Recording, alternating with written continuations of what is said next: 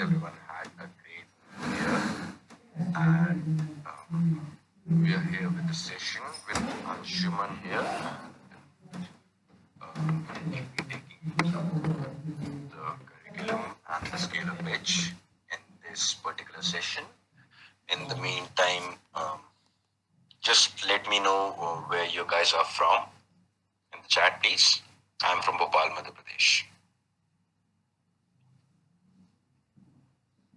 Mumbai, Jaipur, Hyderabad, Himachal. Yes, as always, we're getting you're from Ratnagiri. Okay. Nice. As always, we're getting a lot of diversity. Someone from Pakistan. Nice. Great to have you all here. I hope you're not, suffering the cold weathers like I am doing. I'm actually unwell today, but I had to take a session, so I'm here. Anyway, I think I'll begin. Hi, Bharat. Hi. So I'll just begin quickly by starting off with my introduction. Hi, I am Pramay Tripathi. I am one of the marketing associates at Scalar. My job is to run and push campaigns and in order for the people to join into masterclasses and analytics as well. So that was just a quick introduction about me. And we have Anshuman with us who will be taking you through. And Anshuman is sharing his screen on his system, so he won't be able to read the chat. But I'm here for that. So if you have any questions, any sort of questions, I request you all to put in the questions tab you can see on the right side. So yeah, and if there are a lot of questions, I'll try to address each and every question, but if there are a lot of questions, I'll address the topmost questions that are voted by you guys. So let's quickly move on. Anshuman's here, so I'll just pass it on to Anshuman. Hi, Anshuman.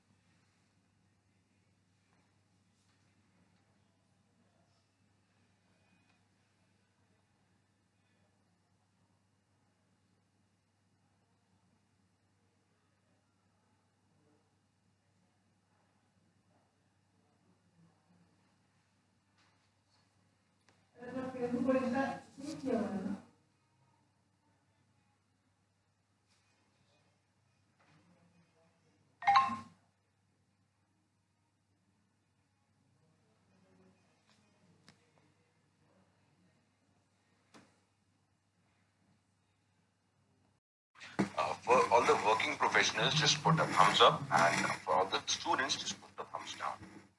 You want to see what the statistic is like.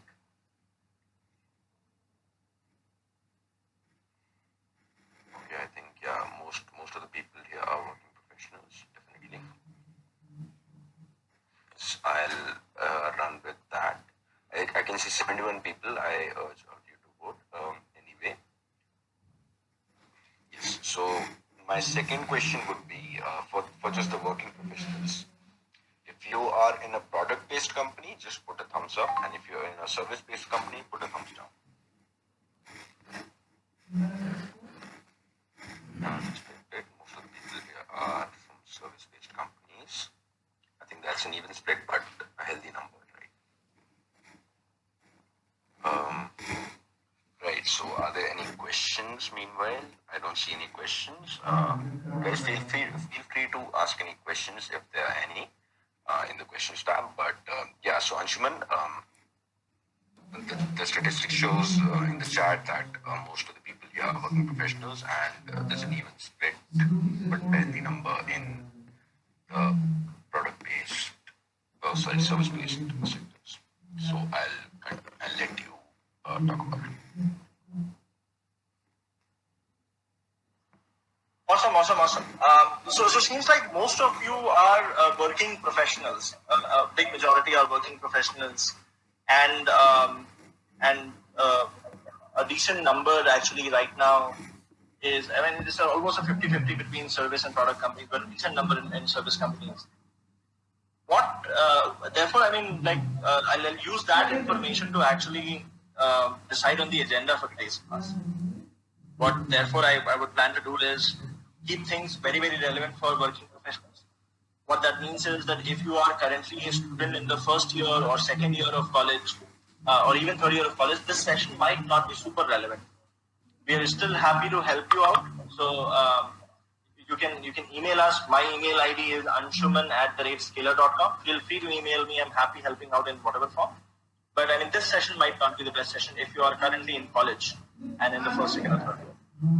Now, if you're a working professional, things that we're going to focus on today is one, just talking about what the landscape looks like, right? Which is what kind of companies are out there, what kind of levels exist within engineering.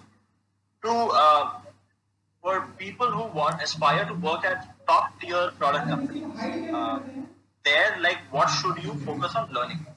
And this is, by the way, like, very, very, just making it very, very clear, this is not only to help you crack interviews, but to help you become a better, well-rounded software engineer. Where not only are you able to get into top tier product companies, but you're also able to perform well there. That's the second thing that we would discuss. What is the curriculum for your own self-preparation if you were learning? And the third piece is I would also focus a little bit on Scalar. I already see a few questions on Scalar. So I'll focus a little bit of effort, like time, talking about Scalar. What does Scalar do? What are things inside Scalar, etc. Lastly, we will reserve some time for Q&A, which is you guys can ask questions and we will answer those questions. Does that agenda make sense to everyone? Just a quick yes, no? Right. I hope. Yeah. God. Great to see all yeses here. Yeah, so I can see a few questions. So I'll address a few questions in the meantime when Anshuman pauses. So she takes a break. So Sneha asked, I work in a corporate amount to switch to technical. I think Sneha, Anshuman will cover this, but just for your context, I'll let you know that if you have thought about it, if you really want to make that switch, if you want to make that switch and if you have decided that you are now ready to get into technical, then I think nothing can stop you.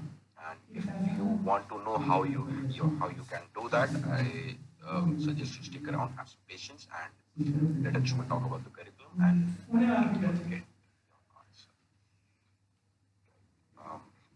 Paramjeet, I mean, you'll get to know it, so and it'll be worth the wait. So, I mean, you're free to explore other options, but I think there might be something. That's the reason it's expensive, right? So I suggest you stick around and have a look at what we are offering rather than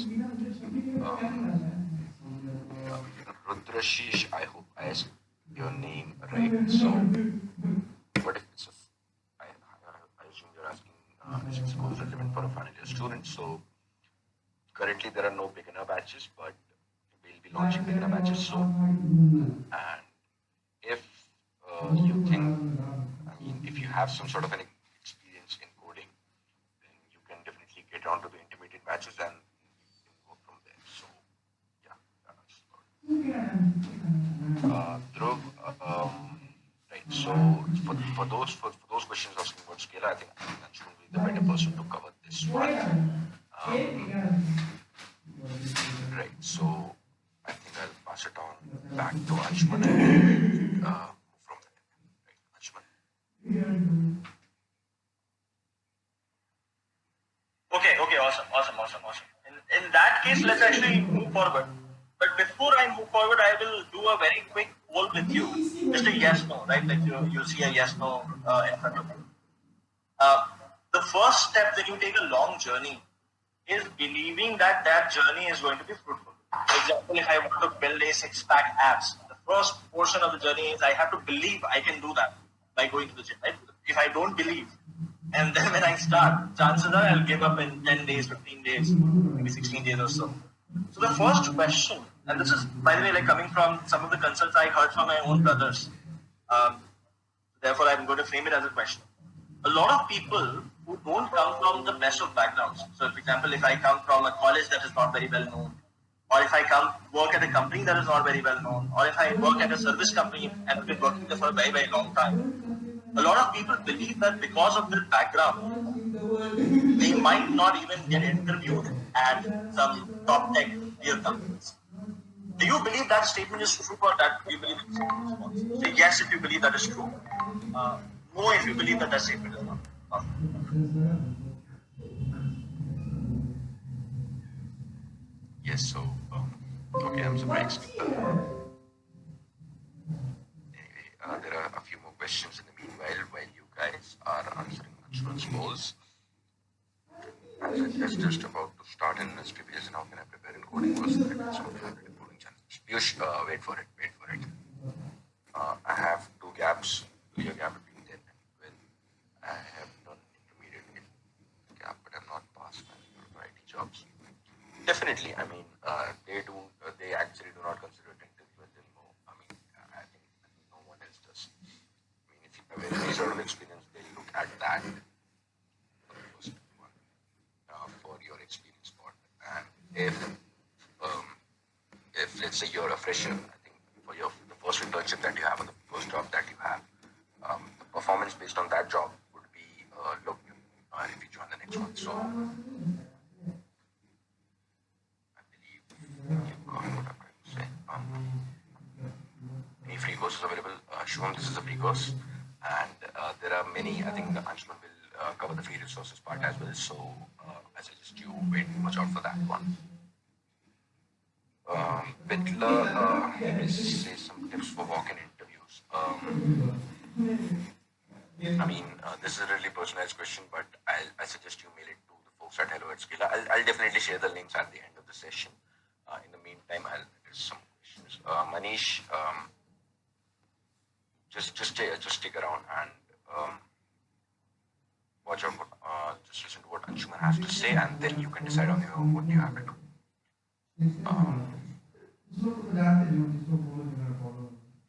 Walk-in interviews, I think I already covered this one. Can a BBA student be a soft developer? Again, Varantin. So I think yeah. So as I can see, the most of the questions that are here are really what we are about to address right now. So I'll maybe give it to Anshuman, and then we'll move on from there. Anshuman.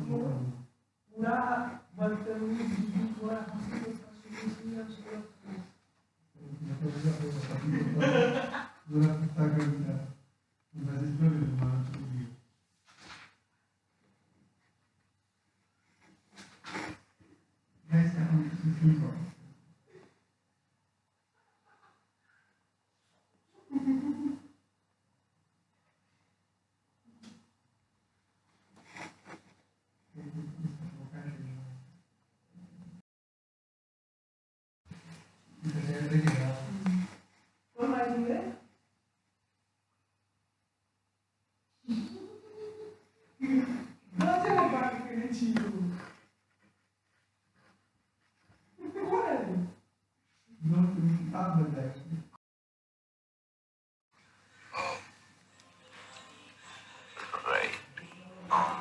Yeah, meanwhile, I'll just address one or two other questions. 15 questions. Okay. I have 2 year gaps. How I started my career as an Android developer.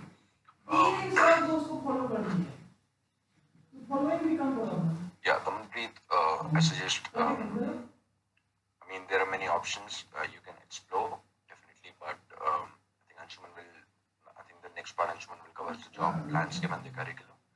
So if you want, if I mean, your question is really personalized because in order for that we have to know what your background is. So what I'll be doing is at the end of the session I'll just share a link to everyone so that you can connect to the folks at Scale and you can speak one-on-one and you can explain your personal problems. So what will happen then is, I mean, you can get a personalized one-on-one conversation and there you can address your problems. I'm a finalist from creative development and I want to join Skills so that I can boost my skills and apply to good product-based companies. Can I join now? Rudrakashish, I mean, you can can join, but in order for that to happen, you have to have some basic knowledge. So for the folks asking, what sort of knowledge do you have to join Scalar? So there's a list right in front of me in my other system. It says time complexity analysis, arrays, basic maths for programming, somewhere between those things. So if you think that you can master these skills, and by the way, these skills are easily available online. I mean, you can learn these skills online anywhere. Anshuman will cover that part in brief as well. So let's just put it there. Been getting research intern position also. I'm a first year computer vision PhD student. So I think Anshuman will be the better person to answer this question. I'll ask him to address the chat at the end of the session. Software engineer Dinesh, again, I think I already covered this. If you have the intermediate knowledge that a skill requires, for example, object-oriented programming, then recursion, sorting and hashing, all that stuff. I mean, I'm not a technical guy, so I just say what the list says in front of me.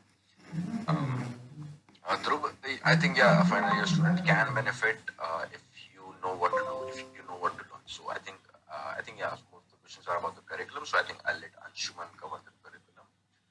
Anshuman, I'll pass it on back to you.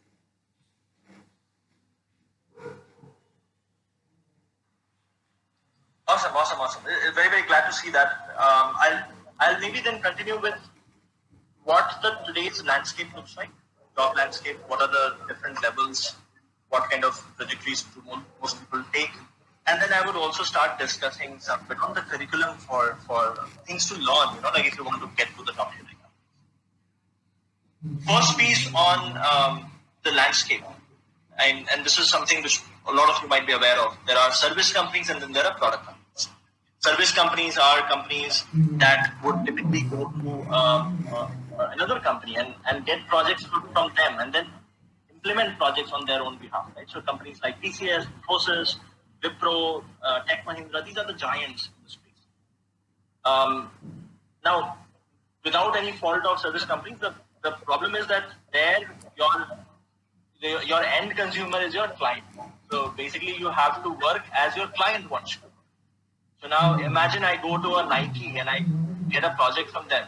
And if their thing is written in Java, Nike would tell me as a service company that, okay, I want 100 Java engineers.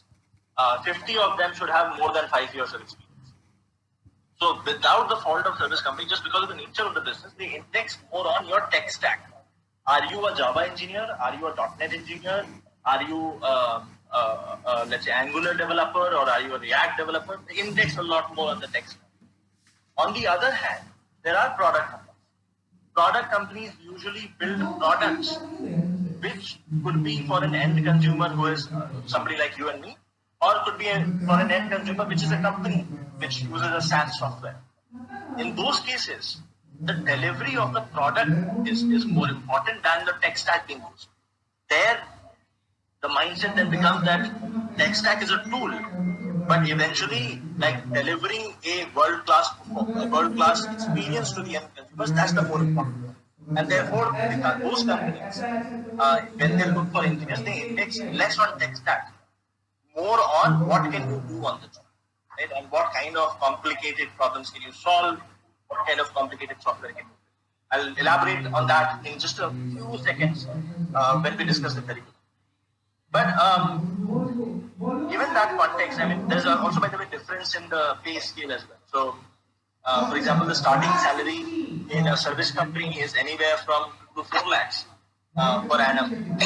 But the starting salary in product companies is significantly higher, especially the top tier tech companies.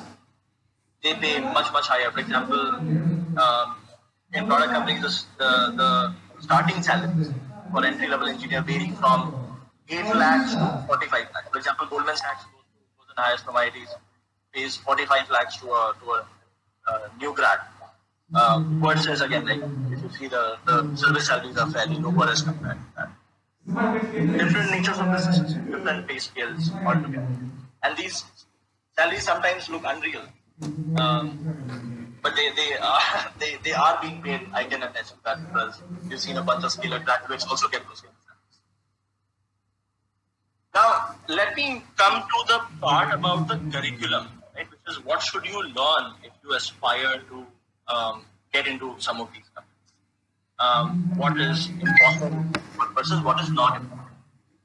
Now, I also see a bunch of questions. Rest assured, there is going to be a Q&A portion. We will answer all of the questions. We will not leave any question unanswered. So just give us some time. We'll finish this and then we'll go on to that.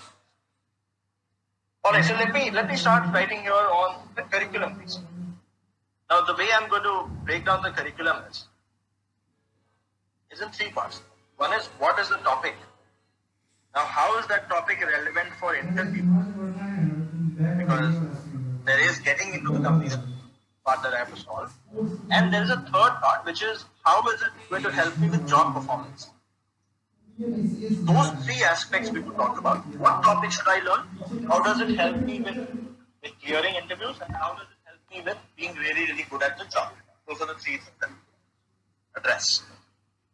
The first topic is something that you would have heard so many times now. Everyone keeps discussing this on LinkedIn, on most other social media, is data structures, algorithm, and problem solving. Data structures and algorithm is essentially using certain data structures, certain recipes to be able to solve any given problem very, very efficiently. I can go further to elaborate into that, but like think of problems like, for example, let's say you work at LinkedIn. At LinkedIn, you see that when you go on profiles, you see first degree connection or second degree connection or third degree connection. Let's say you were supposed to write the code for that, which is given the scale of LinkedIn, find out that given 2 users, let's say Anshuman and Abhimanyu, what is the degree of separation between? Are we a first degree connection or second degree connection or third degree connection? Those kind of problems are data structures. Or for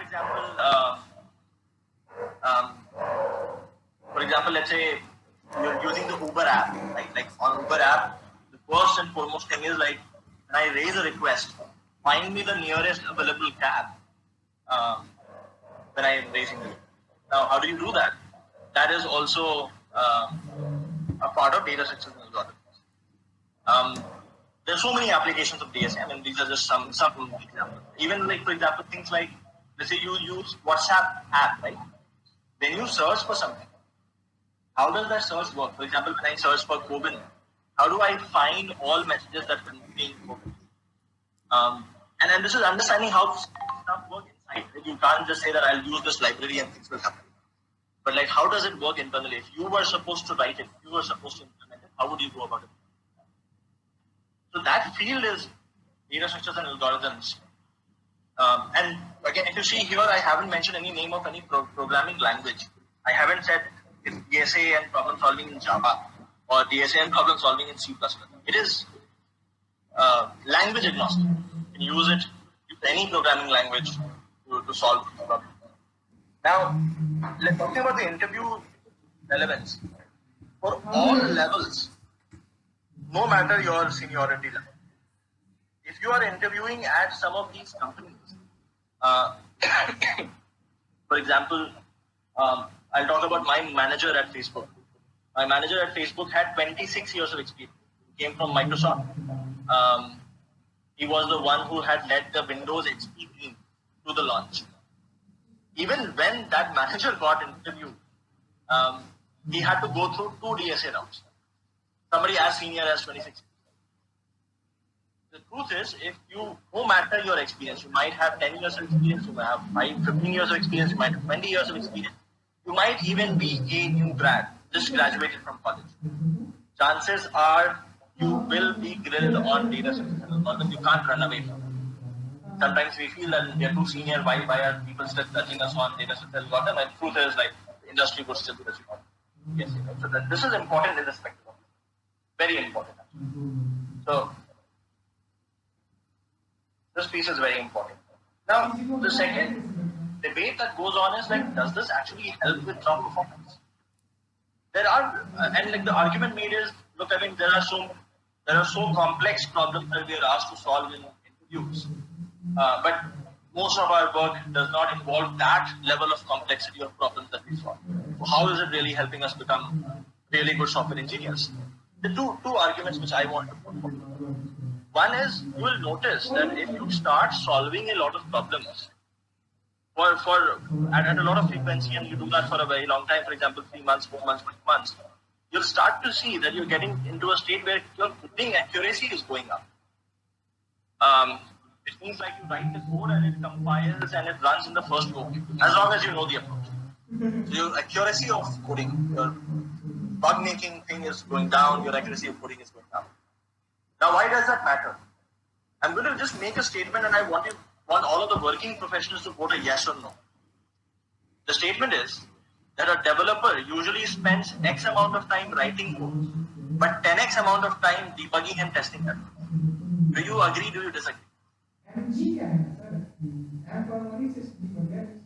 So the folks that have not been able to hear the question, a developer spends X amount of time writing the code and 10x amount of time debugging. So do you agree or disagree with the statement? I mean, yeah, most of the coders do. I mean, everyone does, yeah. Yeah, so meanwhile, there are some questions. Good evening, sir. My problem is that I'm not able to solve the problem in debate, but on the other side, I've solved the problems. Can you make me able to solve problems on your own site? Aman, I think, I don't think I have an answer to your question, but if you, I mean, you can watch some tutorials on YouTube and you can explore other free resources that Anshuman will mention in a few minutes. Okay, Dinesh asks, I'm software engineer with 6 months experience. I'm really good at it. DSA. I cleared SQ1. Okay. Yes, definitely, Dinesh, you are eligible to join Scalar, and the folks at Scalar will let you know that why, I mean, when you explain your problem in detail to them, they'll explain why did that happen to you. I hope, I assume it's not because of the mentorship, because, I mean, you, however, I mean, wherever the position you reach, you obviously need a mentor when you're making a switch. So I think that's where Scalar excels, and that's where I think you'll get benefited, and that extra edge that you need, that you'll get from here. I hope that works, Dinesh. I'm currently working in a company in Pune. Sanket asks, but not getting well paid because I'm already good in Angular. Sanket, I think as Anshuman mentioned that you have to knock on multiple doors, but yeah, definitely. I mean, throughout the session, I think when you're done with the curriculum, I think yes, you will be able to do it. So I'm sorry. Yeah, I think I really sorry. I think Anshuman asked a question to all of you guys, which was about the coding and the debugging thing. So I think yeah, Anshuman, most of the people agree with what you have to say. So I'll pass it on back to you and not break the flow. Sorry. Right. So majority of you believe that yes, that is true. I mean, you spend most amount of time on debugging and testing, which is actually true. Like most developers spend a lot of time on debugging and testing, and therefore, the more your coding accuracy, the faster you can get to the final state of the code. If you have very high coding accuracy, maybe the same piece of code takes you 2 hours to write, but there is a colleague of yours who has to debug it multiple times, and for that colleague, it might take 10 hours to write. That just directly translates to productivity in real work, right? So, firstly, it has some correlation to coding accuracy, which leads to higher productivity. And actually, that's one of the reasons why companies index so heavily on data structures, algorithms, and your coding skill. In fact, a lot of companies do whiteboard rounds, where they don't even give you an editor. They tell you that here is a whiteboard, go and write the code there. Imagine you have no syntax highlighting, nothing, and you're writing a code on a whiteboard. They do that because they want to see how accurate is your code. The second thing which actually happens here is that it is very true that most of the time you will not face problems that involve very high level of problem solving. But 1 to 5% of the time you will face those kind of problems. And then how you respond to that, what kind of efficient code you write, then defines a good versus great. For example, in my own work, I had multiple such occasions. The degree of separation example that I quoted, that is actually a real example from my work, where I was asked to write code that when people visit somebody else's profile, let's say I visit Nanu's profile, at that moment, give me the degree of separation between Anshuman and Abhiman. Now, Facebook's graph, which is like where users are and the friends are these edges, has billions of nodes and trillions of edges. How do you find degree of separation? Degree of separation is nothing but shortest path between two nodes. How do you find shortest path in such a huge graph? Is actually a problem. If I write an inefficient code there I cost Facebook billions and billions of dollars, because every single code that you write will be executed billions of times in a day. So additional CPU cycles have actually cost associated with it. So the other piece is like at high scale, efficiency is money, and that defines good versus great engineers. So that's topic number 1, which you should get good at. I'll also talk about how to learn it, where to learn it. Topic number 2 is something that might not be very, very relevant for interviews, but it is important to be a good engineer, good, well-rounded engineer. And then the way to think about your career is that for all of you, your career is a 40-year journey. People usually graduate at the age of 20 years and they retire at the age of 60 years. If you want to build a career in the field of software engineering, you need to understand software engineering in a lot of depth. And therefore, I believe, this is my belief, so please take that with a pinch of salt, because it's not ours. I believe CS fundamentals for people is very, very important, given it's a 40-year career, right? With CS fundamental includes operating systems, databases, and networking. This is computer networking, right? So, for example, let's say your code is running on another server. There, if the machine goes slow, or if your code starts to run slow, suddenly the latency shoots up. Understanding why that latency is going up on that particular machine but not on the other machine, there might be actually a memory problem. And for that, you need to understand how memory is managed inside an operating system. Or maybe I write a query, and that query is running really, really slow. Now, again, understanding how indexes work, whether a particular index can be applied on this query or not, that requires you to understand how data is stored inside a database, right? Especially relational database. If suddenly you have a surge of traffic, or suddenly like your machine is not able to talk to the other machine, then understanding why is that happening requires you to understand networks, how routers work, how switches work, how are two machines talking to each other. In fact, a lot of you guys might have used web sockets or MQTT protocol wise on sockets. That is pure networking, like how being able to make a socket connection and then transferring bytes on that is pure networking. So you will utilize all of these concepts. Don't go after the theory, but you'll utilize the concepts learned in the practical way a lot in regular work. I'll again take one of my examples. One of the things that happened at Facebook was that we were running this massive server that would do caching for messages. Now that was very memory intensive, and the entire server was written in Java. The things that happened in Java, like collect objects that are no more in use, which was causing the entire application to become famous. So we had to tweak garbage collector, and it is impossible to tweak garbage collector unless you're really good at operating system. If you do not understand what kind of objects get created, what happens as their life cycle increases, etc., what kind of levels exist within memory of operating system, it's impossible to tweak garbage collector. You can try multiple things, but you can't do that at such a scale in production environment. So that was again a real reality check, right? Like if you don't understand operating system, then it just makes you or handicaps you in being a better developer. So that's the second piece, which in my opinion is important. This is not important for interviews. Probably for entry-level interviews, which is fresher interviews, it might be important, but for all senior interviews, mostly you will not be grilled on operating systems or networking or databases. But this is very important for on-job performance.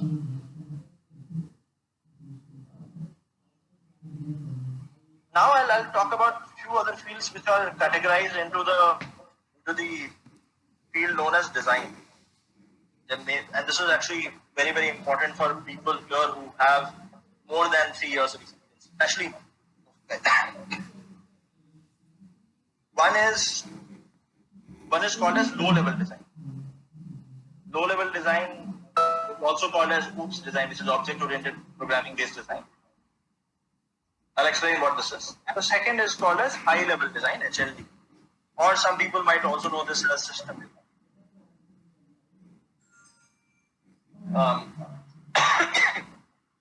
Let me first explain what these are, and then where is this? Low-level design is the art of designing your code, like components of your code, in a way where it is very easy to extend or remove components. What I mean by that is, imagine I asked you to build a coffee machine. Then I actually asked you to add the capability of dispensing an espresso. Then I asked you to add the capability of dispensing a cappuccino, and which is where you actually mix some coffee powder, you mix some other thing, and then you create that espresso. Maybe I asked you to remove a feature. Maybe I asked you to even add the capability of making tea inside. Every single thing that you do as you're expanding code, if you have to write a minimal number of lines of code to be able to support that new requirement, then your design is great. But if you have to rewrite your code almost, then your design is bad. And this is actually a very well-researched field on how to create design that can adapt to changing requirements, depending on what your application is, what kind of application it is. That field is called low-level design. And there are a few existing design patterns that exist, but in general, like what kind of things to take care of is discussed as part of it. This has some amount of overlap with schema design as well, which is when you start thinking of an application, what kind of schema should it have in case you are using a relational DB. If you're using a NoSQL DB, then what kind of schema should that have? Has some amount of overlap, but a lot of overlap to the code design. So, so if you look at interviews, however, this is important. This actually starts surfacing in interviews of people with more than a year of experience. If you have more than 1 year of experience, you'll start seeing some rounds on NLP.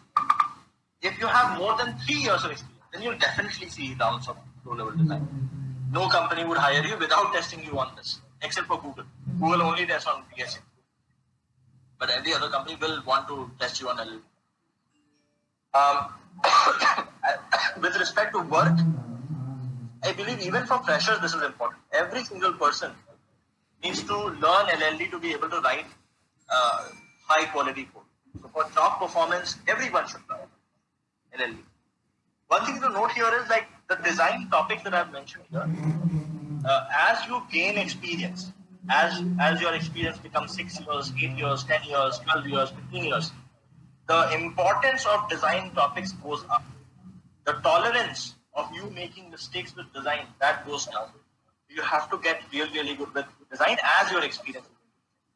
DSA, the importance decreases. It's still there. I mean, as I said, like first round or maybe first 2 rounds will still be DSA. But the importance of design rounds will go up with time. The second topic, which is high-level design. High-level design is the art of designing systems at scale. And let me elaborate. A lot of us would have built projects in college where you have designed, let's say, one of the favorite college projects in my college was building this chat app. People would build something like a Google chat, and that is the project they would have, which is like just one single project, working on my laptop, probably 5 users, 6 users, not more than that. However, let me talk about the scale of Facebook Messenger that we follow. Facebook Messenger, there were about 50 billion messages being generated every day. Every single day, 50 billion messages were being sent. Right, so let me just write that down. 50 billion messages being sent every day, right? Now imagine the size of every message is 500 bytes. This includes the message ID, uh, the who sent the message, who the message got to, timestamp, and a bunch of other stuff. Now, very quick question. If there are 50 billion messages being sent, if every message is 500 bytes, how much of information, how much data, how many GBs or how many terabytes of information is being generated every day?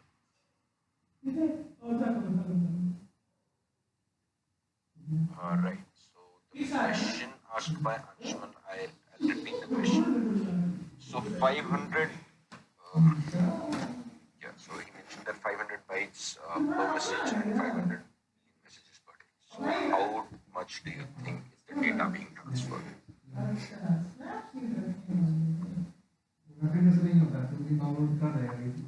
Can I see any answers? I mean, there are a few questions. As a fresher, how much time should I prepare to get a job? Tadir, I think that entirely depends upon your curriculum. And Dali, if you can put your answer in the chat for everyone, I think everyone can see that. Good. Okay, so Mesh and Vedant have come up with some answers. Vedant, are you sure? 2.5 GB? As I still look at it again, Sumesh says 2500 GB.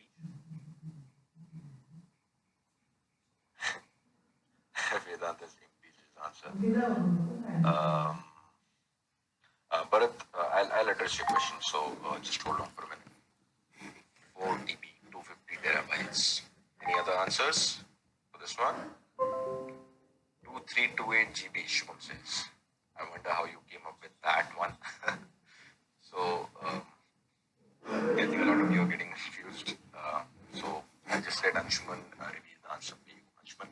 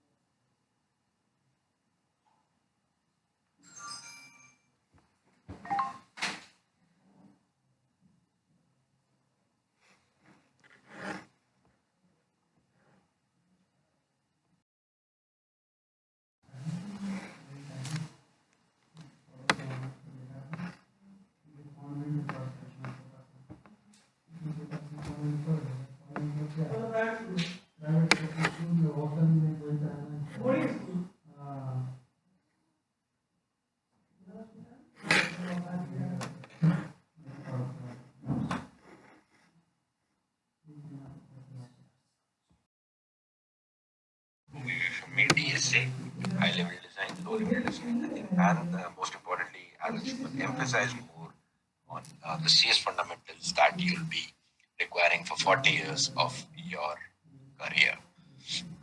So, meanwhile, there are some questions. Tips to get job in Mang. Damanpreet, we just had a masterclass on how to become a Mang engineer, and we have masterclasses every week, and I think there are 2 masterclasses every week. So, I'll take you through it, and then you'll get to know how or where to get that sort of knowledge. Because if we ramble about it now, I think it'll take more than 2 to 3 hours. So I believe no one wants that. So I'll definitely take his word. I think there's one question from Mr. Chakrapani. How dietary colleges can college students can clean markets of fresher? What is the action plan required whether the students resume filter or not from dietary colleges? See, as Anshuman mentioned that if you're from a tier 2 or tier 3 college, it doesn't really matter. The only thing matters is that you just have to knock on a couple of more doors. So you'll have to knock on multiple doors for your in order to wait for your opportunity. So that doesn't really matter. And for the part where you know where you want to know about just hold on. Yeah, where you want to know about the Mang, as I mentioned, I'll take it over at the end of the session, and you'll get to know where you can look it up.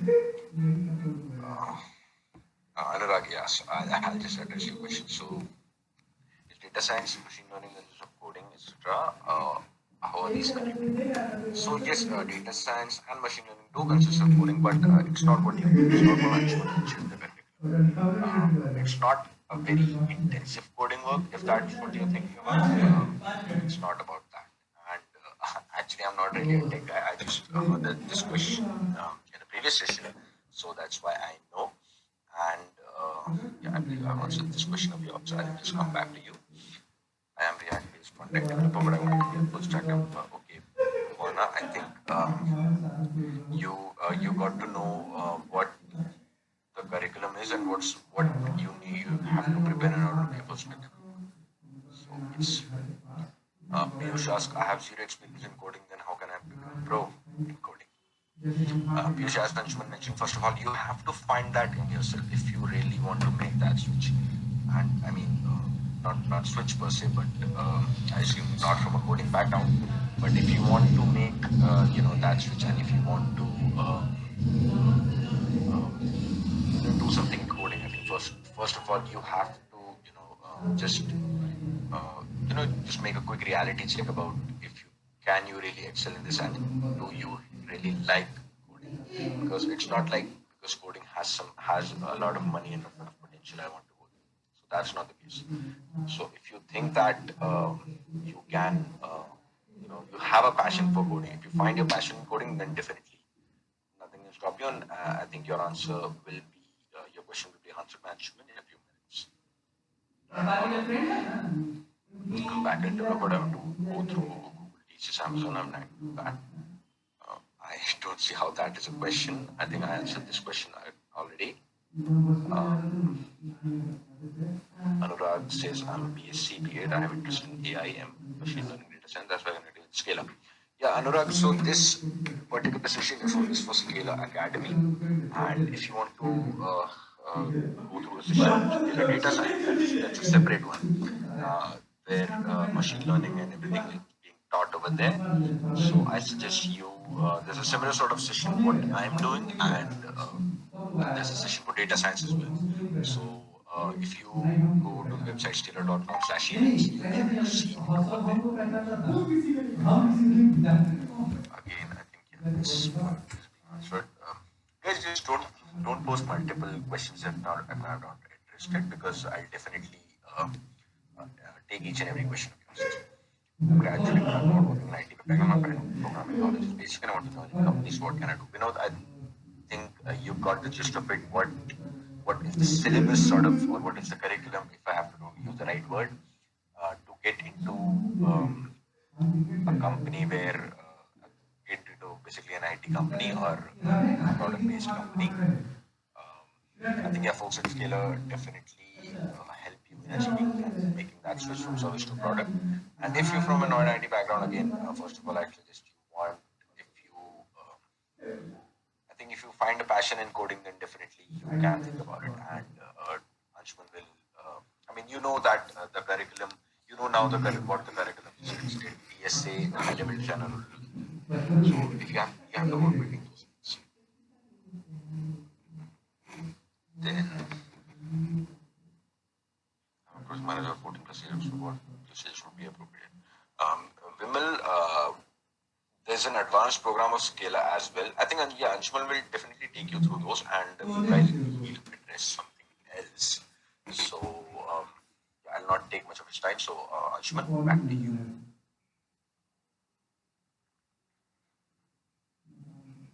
Awesome. So first, what I would do is I would maybe just very quickly talk about if you were learning it on your own, where could you possibly learn this from? And then I would also talk about what happens within Scalar Academy, what is covered and how is it covered in the curriculum, and then like just maybe an entire pedagogy of how Scalar Academy works, why there is such a high success rate at Scalar Academy. So before that, let me discuss like if you had to learn it on your own, where do you go and learn it from? PSA and problem solving. There, I had mentioned we had started initially with InterviewBit. InterviewBit is actually a great website. If you go and check it out, it's completely free of cost. Has very good structure to it. You can go and learn it from there. There are other websites from there. So there is InterviewBit. There is LeetCode. LeetCode has great discussion on these problems. So you can check out LeetCode. If you don't want to code that frequently, but if you want to just consume a lot of content, Geeks for Geeks has a lot of content to learn some of the concepts. So those are free resources which you should look at. CS fundamentals, I mean, unfortunately, I've still been on the lookout to find very, very structured, very filtered content on operating systems, databases, and networking. There is just either too much of content or too little content.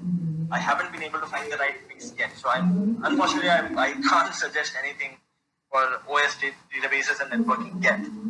But let me move on to the low-level design. Low-level design as well, I mean, unfortunately, there isn't anything very, very exhaustive. But one good website you should check out if you find chances. There's this website called refactoring.guru. This has a lot of design patterns for Java mentioned. Again, like LLD is not only design patterns, there's so much more. But at least for design patterns, this is a very, very good reference. You should check it out.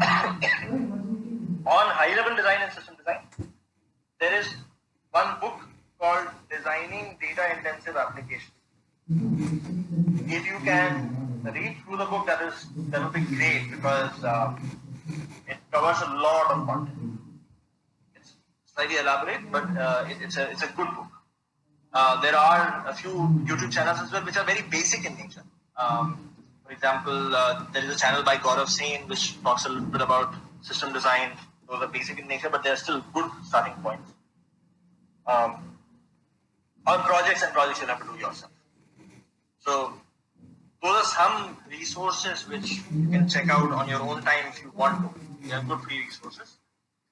I'll very shortly now talk about Scalar as well. But before that, just a quick yes, no, if that makes sense, if there are any questions there.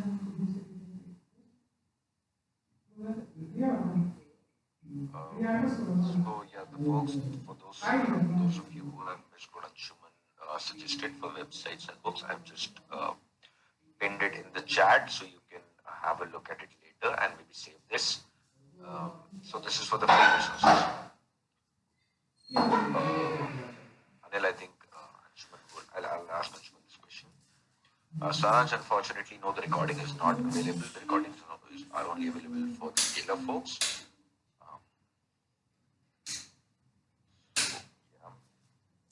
But I'm interested in ANML or what are the scenarios.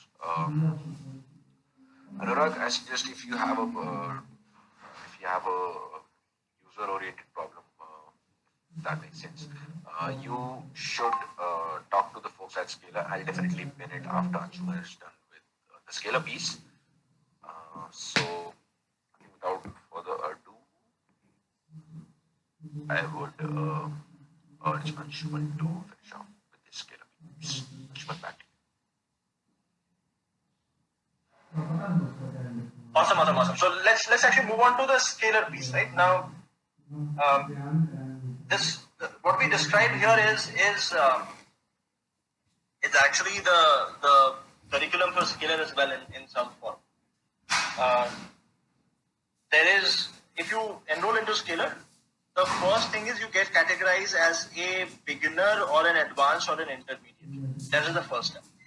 Now, that is just an indication of how much you know already. So there is beginner, there is intermediate, and there is advanced. Beginner, right now we don't enroll. We only enroll intermediate and advanced. The curriculum duration for advanced is 7 months. For intermediate, there is an additional 2-month duration, which means a total of 9 months, which after 2 months you get merged into advanced, the beginning of advanced. What I'm going to discuss is what is the curriculum for advanced, because intermediate is just to help you learn enough things to be as good as somebody who's an advanced user. What is the curriculum for advanced? Let's actually just look at that very, very shortly. Everything that is mentioned here, starting with DSA problem solving, then CS fundamentals, then low-level design, high-level design, those are all part of the curriculum along with projects as well. We get you to build projects. There, project-wise, we get you to build one basic project and one capstone project. Very similarly here as well, one basic, one capstone. The reason why this is slightly differentiated, and actually very heavily differentiated, is one, the pedagogy, and I'll talk about that a little later. But especially with design topics, one of the things is that just reading something or consuming a YouTube video is not enough. The key element there is being able to actually design something and somebody pointing out that here is where I have made mistakes, here is where I could improve my design. Unless and until you do that design multiple times and people give you feedback, you will not internalize the learning. So learning happens when you make mistakes. That two-way communication of you being able to design something and somebody giving you feedback happens. We're able to at least facilitate that right now because of the pedagogy. I'll talk about how that happens. But the curriculum more or less is data structures algorithms, followed by CS fundamentals, followed by low-level design, schema design, etc. is also covered here, followed by high-level design, where we initially discuss a lot of components, a lot of popular technologies, how they work inside. For example, how does a Kafka system work, how does a Cassandra work, etc., etc. We go from the building blocks. We talk about load balancer, application layer, what is caching, what is a database, what is a relational DB, what is an NoSQL DB, and then we slowly build up on top of it, start talking about big systems. And then we start talking about case studies. For example, there we start looking at how would you design a messenger? How would you design, let's say, Twitter? Or how would you design Netflix or YouTube or a Uber kind of an app? And then post that, then we actually get into building projects, which is applying one tech stack that you know in the best way possible, which we get you to keep it public so that other people can also check out the work that you've done. Now, more than like the content, as I said in the beginning, if you remember, more than the content, our learning was how you learn and how is that education done. That is the more important part. So while content curriculum very important, we believe like the real difference actually comes from how that is taught.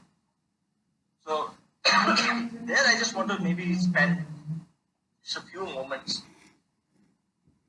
Every student at Scalar, student or learner, whatever we want to call it, they get 4 things which are very, very important. One is all of learning actually happens in a live class setup. And live class is not taken by professors, but taken by people who have themselves worked at a Google or a Facebook or a DirectEye or a Microsoft or Google or Amazon in the past, where they have been there, done that, and therefore they understand what's needed to be learned. We vet them out on their teaching skills. So you'll find that most people are great teachers at Scalar. So one is live class, right? The live class is important because you can engage. As you're learning, if you have a doubt, you ask it there itself. The second piece, and then live class also enforces structure and schedule. It enforces some amount of discipline. The second piece, which is very important, which we believe is that we have seen that people who have elder siblings who are already, elder Bhaiya or elder Didi, already working at a great company have had a much, much higher probabilities of actually ending up like their elder sibling. So therefore, one thing which we did was we give every single student a one-on-one mentor. And mentor is somebody who is also a software engineer, more experienced than you, a few years ahead of you in the journey, and is probably the person that you want to become. Now this person talks to you once every 2 weeks. Some of these sessions are mock interviews where the person actually evaluates you, tells you where your weaknesses are, tells you where your strengths are. Some of those sessions are more of just seeing where you're struggling and then helping out at those places. This is the personalization part. Right? Like, this is not just a course, one course fits all. There is this personal angle to it where there's one person working with you one-on-one and gets on a call with you every 2 weeks. Apart from a regular classroom like this one. The third piece is a teaching assistant. Now, teaching assistant is also a software engineer who comes from a very similar kind of a background, working at great companies, the Goldman Sachs and the Facebooks and the Googles of the world. One thing that happens there is that in case every single live class is followed by assignment and homework where you have to write code. We believe in computer science, being hands-on is extremely important.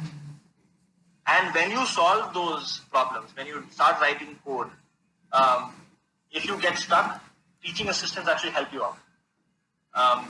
Even if there is let's say a concept that you maybe understood in the class, but later on you realize that, hey, I probably did not understand the concept really well. Then the teaching assistant would come on a video call with you one-on-one to explain that concept. If there are assignments, especially design assignments, where you make some submission and then you want somebody to manually review it, the teaching assistant would actually manually review it. There are different teaching assistants per different module. But teaching assistants are very, very important in the ecosystem. They help you give, again, that personal touch. And the last piece, which I believe is the most important, and not a lot of people realize it, is your peer community. In my college, I learned less from my professors. I learned a lot more from people around me. I would walk into somebody's hostel room and they might be working on Google Summer of Code, and that's how I would discover Google Summer of Code. If I had a problem or if I did not understand something properly, I might go and ask a fellow classmate and they might explain it better. There is a lot of competition or healthy competition that actually happens between people who are learning together, and that helps you keep going. Your community is very important, and we have actually been able to crack it to a certain extent. There is people graduate from Scalar Academy with a lot of close friends that they know by face and name. Peer community in our context, we believe, is very, very important. That's another pillar of learning at Scalar. Those are the 4 things that come together to actually deliver the curriculum that you saw. Every single lecture followed by assignment homework, so we get you to write a lot of code throughout the course. The one thing to note here is that while great outcomes happen to people who enroll, and I'll show you those numbers, the reason why that happens is that this is a very intensive course and takes a lot of effort. So therefore, I want to be upfront and tell you that unless you can put in that amount of effort, and unless you can devote that amount of time every week, especially because you're a working professional. Most people in our batches are working professionals, but that is where it becomes a problem for people to manage time. If you can't do that, don't enroll. But there is a lot of time commitment. Anything great would require a lot of effort. Let me actually talk about weekly. Right? So weekly, there are 3 live classes. Each live class is 2 to 2.5 hours. So there is 6 to 7.5 hours of weekly live class time commitment. Plus everything is followed by assignments. So to be able to do the assignment, this takes you another 7 hours or so. This is on average of 2-hour time commitment every day. Just 2 hours daily, which is a lot of time commitment. Right? So just also calling out that this is a fairly intensive course. It would require a decent amount of time. Now just to cover more things on Scalar, I know that I've been doing this monologue. Before I move forward, just a quick check, are things till this point making sense? I'll take you through some data points and some more. Quick check, are things till this point and some more interesting stories that might help you. Things till this point make sense.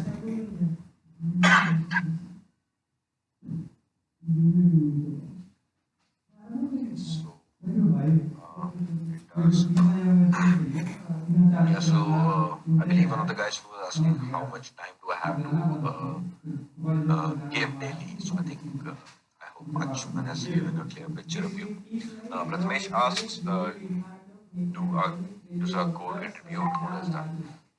Yeah, so as Anshuman mentioned, there's a teaching assistant, and you can review your code over there, and if there are any flaws or if there are any mistakes, they'll come on a video call with you and clear your doubts.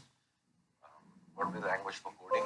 So it depends upon the batch. So if the majority of the batch uh, picks up a certain language, for example, the three options you've mentioned, obviously the others cannot see this question, so I'll see the question. I'll speak out the question. What will be the language for coding? Will it be Python, Java, C++, or its own choice? That's a question I got from Subrati. So yeah, to answer your question, that particular thing depends upon the audience, and if majority of the people decide for something, then that will be the preferred language. For example, I think out of these three languages, I think Java is the most preferred one as far as the scalar batches are concerned. So I think yes. Then Bharat asks, I am working in Internet IT. I have completed MBA by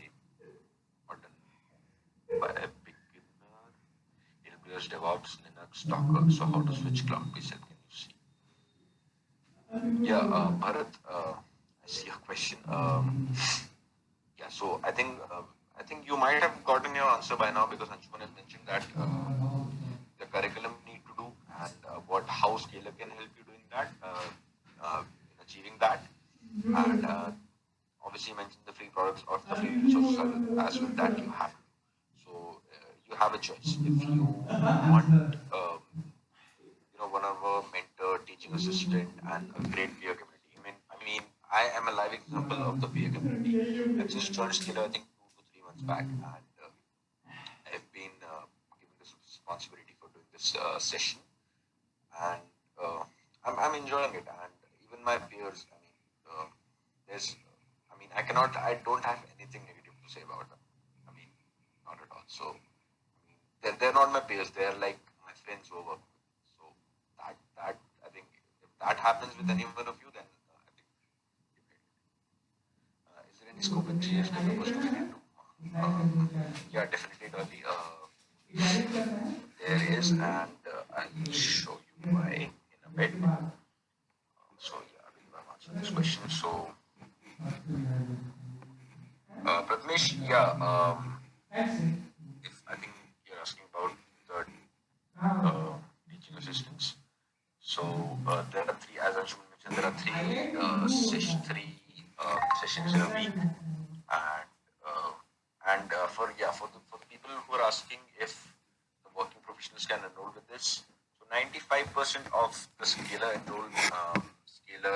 mentees are working professionals, and they manage to switch between their work and then they come home or whatever, and they dedicate some of the time to Scalar, as Anshuman mentioned. So, Dinesh, the timings are really flexible, as I answered to Pratmesh that it will happen in the evening, and in the weekend there are different classes. And even if you miss the live class, uh, uh, there's a free recorded session, so that session is recorded, and you get to see the session later on whenever you want.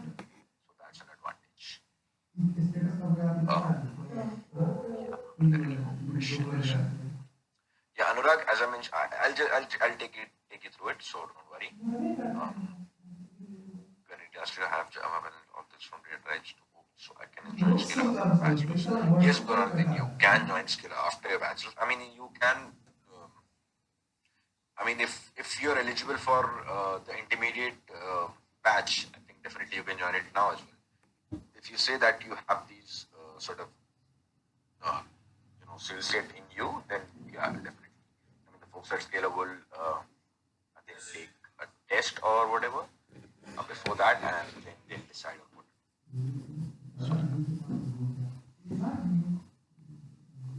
So yeah. Meanwhile, I think Anshuman had something else as well. So I'll just push it back onto Anshuman. Anshuman, and I think he'll be showing the data points. So yeah, Anshuman, back to you.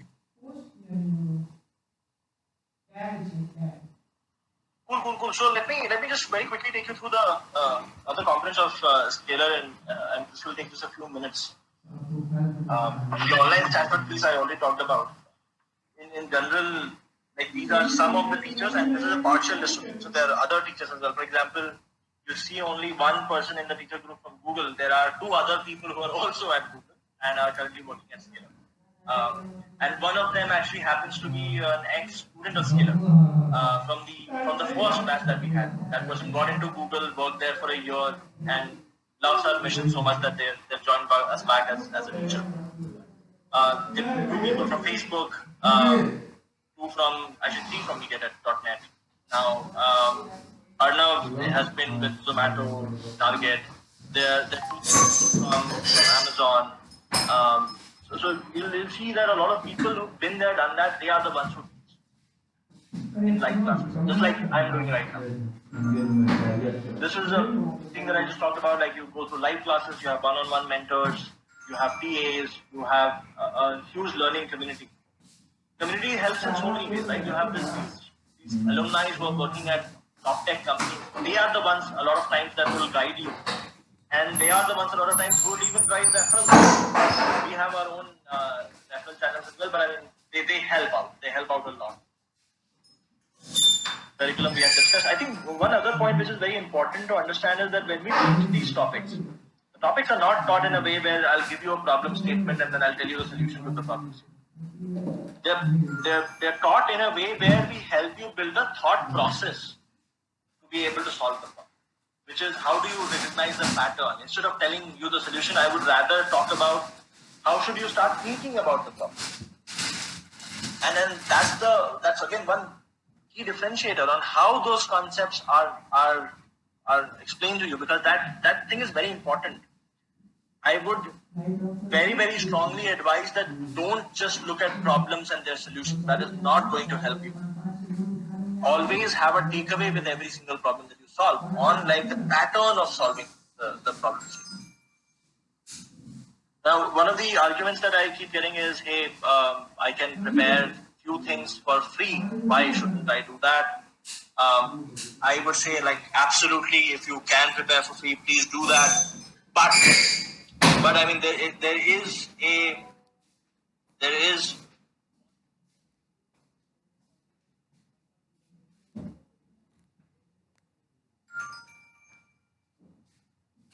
how many of you know Sachin Tendulkar?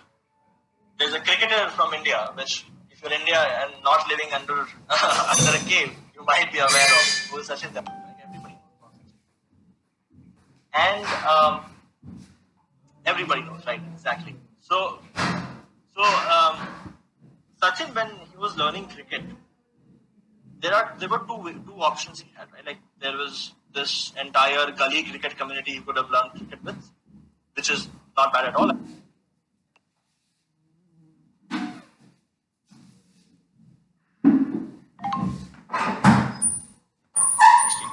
On Wankhede Stadium, you have a coach who helps you correct your technique. You have other maybe higher caliber players who learn a lot from. You have this schedule that you have to follow every day. Every morning you have to show up to Wankhede Stadium. You have to practice for 2 hours, and you have to take a break, and you have to practice for another 4 hours, and so forth. Right? While it is true that Sachin could have still succeeded without having gone to Wankhede Stadium, going to Wankhede Stadium had some higher probability of success. The structure is very similar. The Scalar Academy is the Wankhede Stadium. It is absolutely possible you study on your own and you still succeed.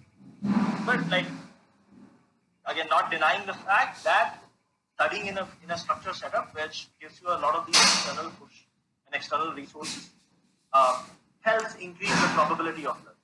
That's the only difference. There is nothing wrong with learning on your own. You should. And in fact, any help that we can provide to help you learn on your own, we will be very happy to, without expecting anything in return. But there is upside to learning in a structured setup with so many supporting ecosystems. Now, the common questions that we get is, hey, am I too senior for this program? I have had people we've had people in Skiller Academy with 16 to 21 years of experience as well. One of the person that I was mentoring was a person who had 16 years of experience, has joined Hotstar as an architect. His name is Avinash Sawant. You can look him up on LinkedIn. One of the other person who is also in another batch has been an architect at VMware for a while now. His name is Arif. Again, you can look him up on LinkedIn. Those, again, like what that means is that, look, the base fundamental, the topics I discussed today are relevant for everybody. We talked about how DSA is relevant, how system design is relevant. And to be honest, not all of us are fortunate to be in a setup where we can see that kind of scale to be able to learn those things on our own through work. I was very fortunate to do so. And therefore, I'm helping convey some of my learnings in that course. But I mean, not everybody is. So irrespective of your experience, if you want to learn, this is a great place to be. A lot of people come here from all kinds of experience. The second question that I usually get is, hey, look, I mean, I'm not a software engineer right now. I'm let's say, currently a DevOps engineer, or I'm currently an SDET. Is this the right program for me? One, if you're a DevOps or you're an SDET, I mean, one is you should be sure that you want to switch domains, right? Which is, if you want to continue as DevOps, nothing wrong with that. That's great. I mean, you can still grow a lot as a DevOps engineer, or you can still grow as an SDET. But in case you want to switch, then again, the primary parameter which I started with is not what you have done till now, but what can you do now? What kind of skills do you possess? If you have those skills, any kind of transition is actually possible. In the sheet that I have showed, where I was showing skill alumni, maybe if we have time left, I would also show you how a lot of people from different backgrounds have made transition. DevOps or QA or SDET or data analyst, those kind of backgrounds. The third question I get is, hey, I am a complete beginner. Should I join Skiller or not? Right now, for example, we don't do beginner batches. We might do it later on. That being said, if you are somebody from a very different domain, you have not coded, one of the other things I would request is please try learning coding on your own to some extent, maybe for a month or so. Explore whether you love coding or not, whether this is a field that interests you or not. You shouldn't just switch your field just because you find that suddenly a lot of people are talking about it. Interest is also important. Now, a lot of people have gone through the course from different kind of backgrounds. They've had different kind of outcomes. Again, this is not something to be expecting for everyone, but like we've seen that people post-scaler have about 2.6x jump in salary on average. And there are so many success stories, so many. I just showed you the data points on the tab with the query, which is just the last few months data. That had about 1,100 something people. Total number of alumni base is higher than 2,000 now. This is actually old slide. Where people come from all kinds of backgrounds and they succeed. Again, enrolling into Scalar does not guarantee you'll succeed. It still is a big function of how much you learn, right? So all that Scalar does is helps you give a framework to learn the right things. If you learn the right things, nobody can stop you from succeeding. So that was a quick brief of Scalar, and we are happy answering questions. We're happy taking questions. I would pass it back to maybe talk about some of these questions.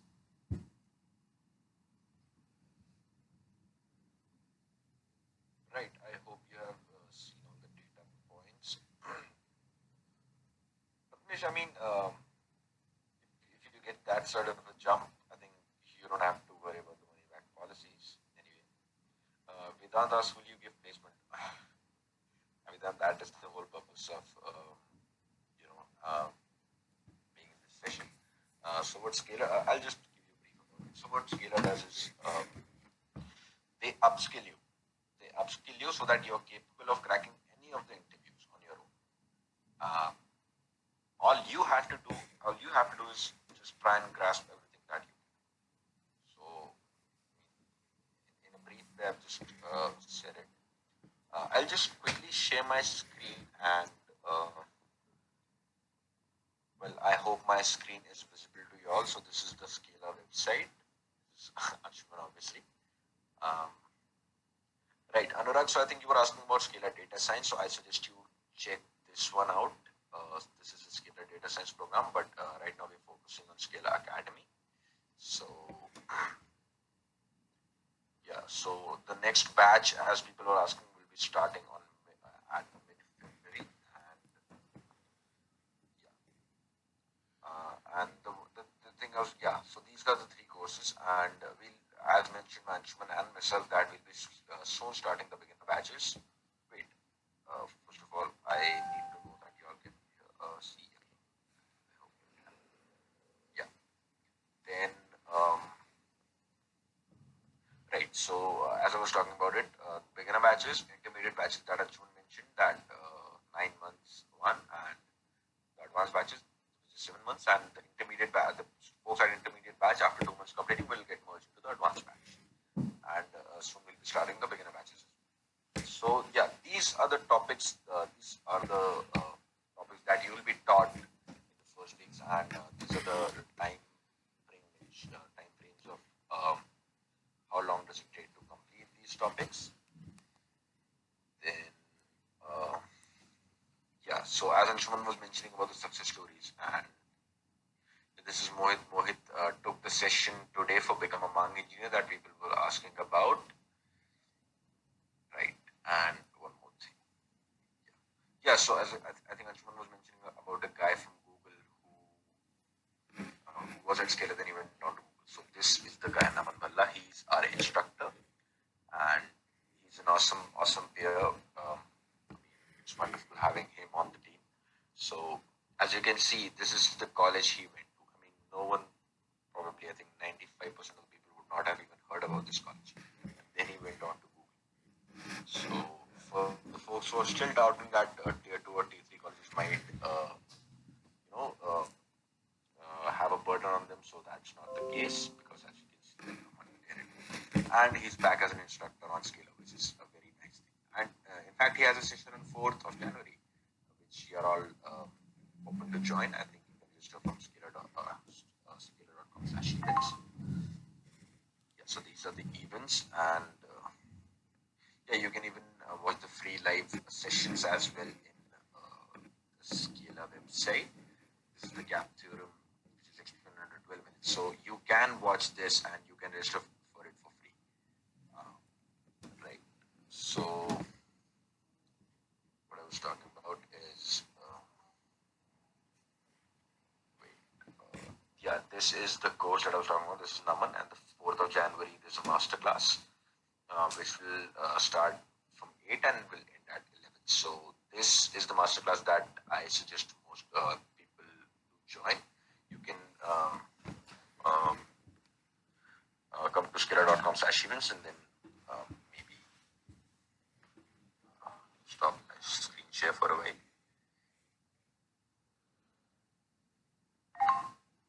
Anurag, I hope you're able to see the screen. But yeah, fine. That's, oh god, guys, I just got a text from Anshuman. He had to be somewhere, so he had to leave urgently. But he has told me that he'll be happy to take all of your questions. So yeah, the folks, those who have questions about really deep, as you know that I'm not a tech guy. So if you have a really deep question about tech or machine learning or whatever that is, I think you're happy to. I think Anshuman will be happy to take your question.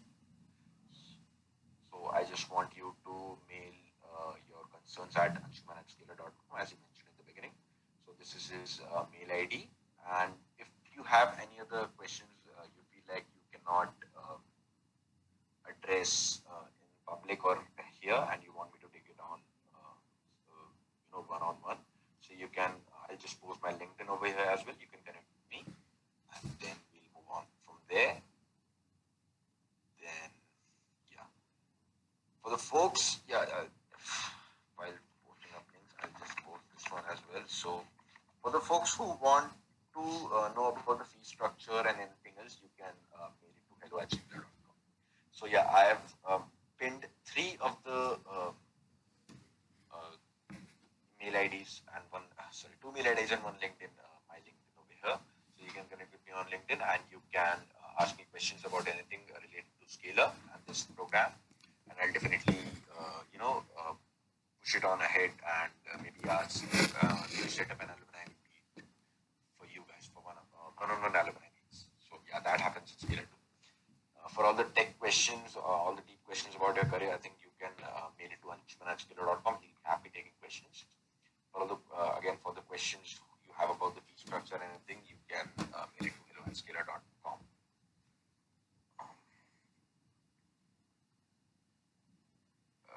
Right.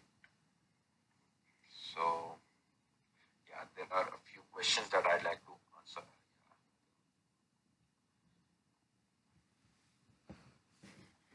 About this is Abhishek, I think it's all upon your preference if you want to go into the data science program or the system design one. It's all according to your preference, but if you have seen the curriculum, I suggest all of you to take a look at the website. You'll be able to see the curriculum for both data science as well as the system design one and the academy one as well. And there you can decide on your own which is the most suitable one. Sorry, I just saw that your question was 77 minutes ago. Right. I would like to start my company after master's now, third year there. Start a company with master's and suppose to take a master's. I think that's not a relevant question really to ask here, but you can definitely mail it to Anshuman. I think Anshuman will answer this question for you. Then Vimal, I think yeah, Anshuman already mentioned this. Sola, I think yeah, this question has also been done. Yeah, so so what I'll be so I think we'll call it a day. I think it's 10:40. No, Shyam, there'll be multiple batches as well, so you don't have to worry about that. So just a yes and no, quick yes and no in the chat. If you like the session, just put up a thumbs up, and if you didn't, thumbs down. We are open to criticism as well. That actually helps us do better the next step. So I'm really glad that as of now there are only positive responses. Thank you very much, everyone. I hope you had a really good weekend, and more power to you for the next week.